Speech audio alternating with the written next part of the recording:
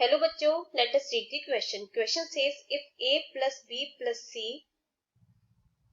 c is equal to 0, then the quadratic equation 3ax square plus 2bx plus c is equal to 0 has option A at least one root in 0, 1, option B one root in 2, 3 and the other in -2, -1, option C imaginary roots and option D none of the above. तो आइए सबसे पहले इसके लिए की concept को समझ लेते हैं।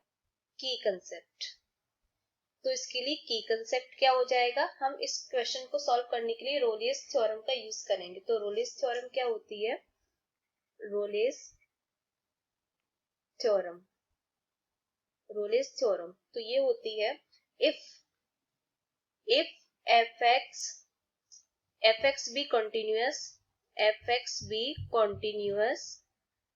in closed interval a comma b and differentiable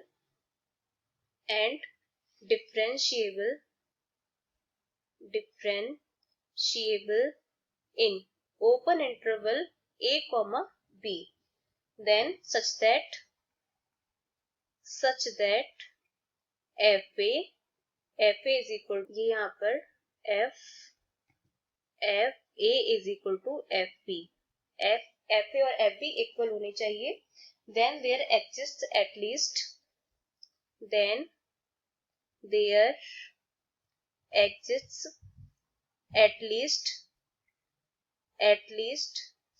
one value of x on a comma b, call it c, जिसे हम c कहते हैं, such that f dash c is equal to 0। तो ये हमारी रोलियस थ्योरम होती है। तो अब हम इसको क्वेश्चन में जब यूज करेंगे तब समझेंगे इसको। तो हमें क्वेश्चन में क्या इक्वेशन दे रखी है, 3ax square plus 2bx plus c is equal to 0। तो ये दे रखा है हमें, let fx is equal to 3ax square plus 2bx plus c।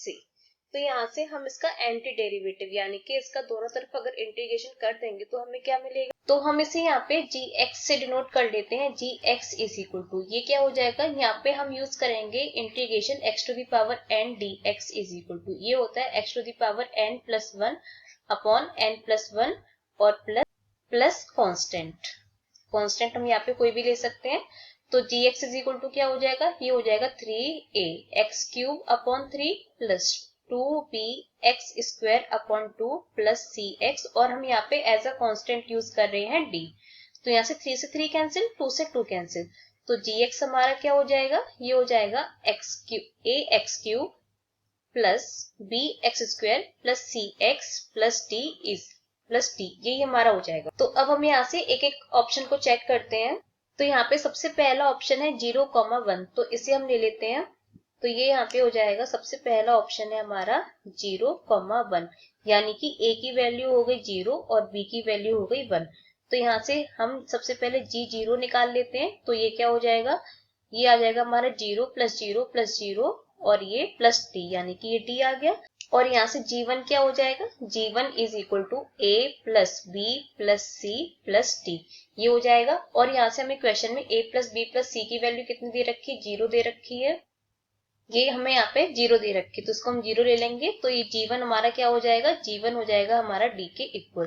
तो यहाँ से हमें g0 is equal to g1 मिल गया, यानी कि हमारा जो ga है वो gb के इक्वल में आ गया। तो इसका मतलब क्या हो गया, तो यहाँ पे कम से कम एक ना एक तो रूट मिलेगा इस इंटरवल के बीच में। तो यहाँ पे हम लिख सकते हैं so there is at least one root in the interval क्या इंटरवल दे रखा है, 0, 1 for the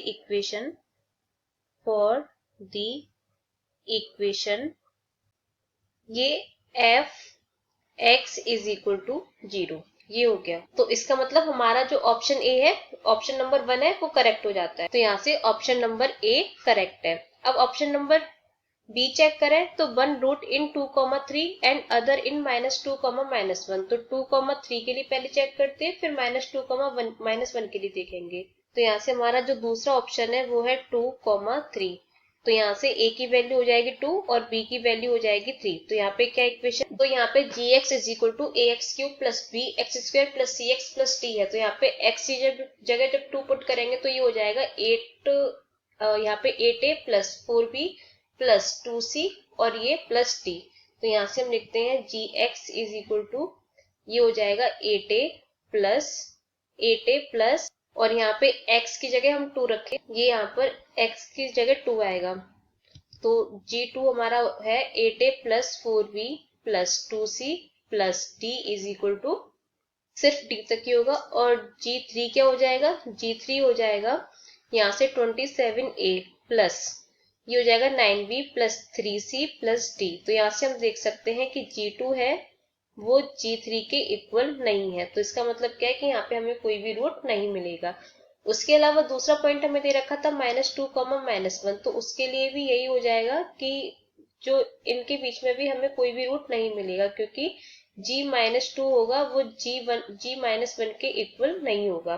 तो यहाँ से हमारा ऑप्शन जो बी होगा वो रॉन्ग हो जाएगा। Option B is wrong, option C is wrong, option D is wrong. तो इसका मतलब क्या है, option A is correct. Option A is correct. Hope you understood well. Best of luck.